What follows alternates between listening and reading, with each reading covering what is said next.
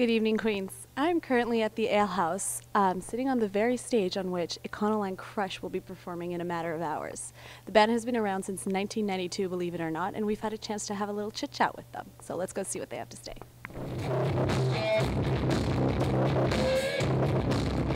So Trevor, can you tell me a little bit about, I guess, the rundown of the band history?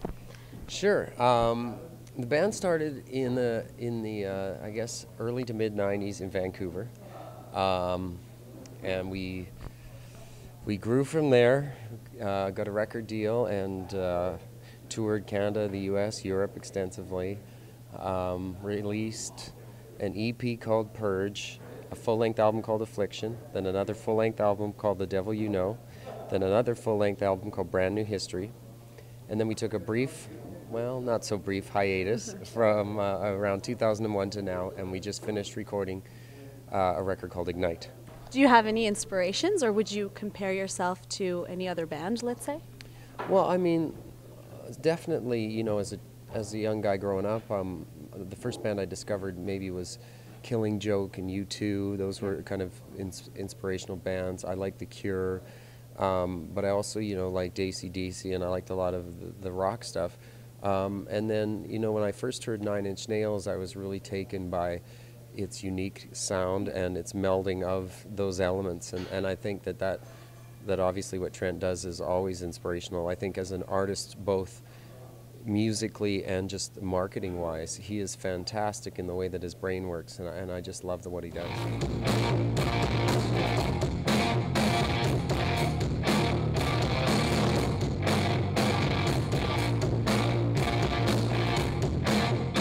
Originally from Winnipeg, why did you guys, I guess, choose Vancouver as a Canadian basis?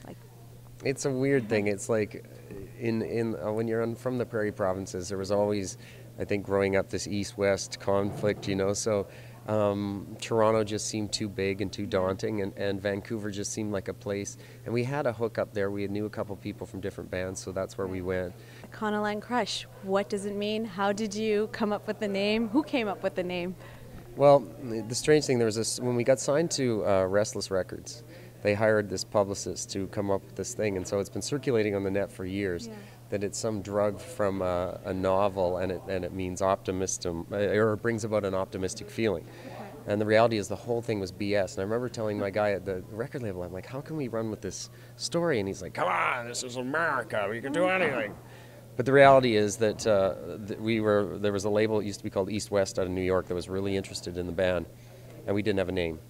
And the one guy in the room wanted to call the band Crush. And I was like, dude, come on, there's going to be 8 million bands called Crush.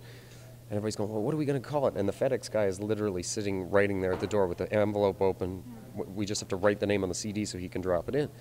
And we're all going, I go, well, our music is like music that it's moving. It's like kind of like we drive to it. And everybody's like, well, yeah, well, what are we going to call it? Like Drive Crush? And, you know, and everybody's kind of arguing. And I said, well, I listened to all my music in my dad's van when I was a kid. And it was an Econoline van. And somebody, I think it was the bass player, goes, well, what about Econoline Crush? And I go, yeah, what about Econoline Crush? And everybody nobody said anything, so we wrote it in Sharpie on the disc, and I go, we can always change it later. Threw it in there, and it stuck ever since, yeah. Wonderful. Where do you see yourself in 5-10 years? Hopefully still playing music. Yeah. The band has been a great source of joy for me over the years. I love to perform, you know, and I think we got into it, and I think everybody that's on the stage that you'll see tonight, you know, is a band that's in it for the right reasons.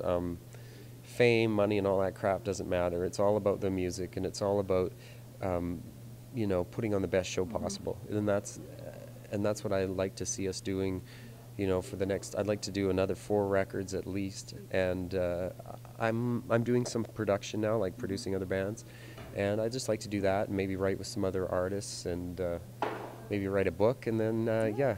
What kind of advice do you have for, you know, people just starting out in the business? Well, I think that I know it's hard sometimes, but bands, you know, you'll have a band you really, really love, and you'll be like, oh my gosh, I love this band. And you kind of start to sound like your heroes. And I think the best thing to do is to try and find the best parts of each person in your band. And if you have 4 people, bring out the best of each of those 4 people, and the combined total will be your greatest strength, and it'll be what makes you unique. And there is no other combination like those four individuals, you know. Well, there you guys have it from Trevor Hurst himself. Make sure to check out the boys on their MySpace and keep an eye open for any other shows coming our way. This is Sirin Erensoy signing out for Queen's TV.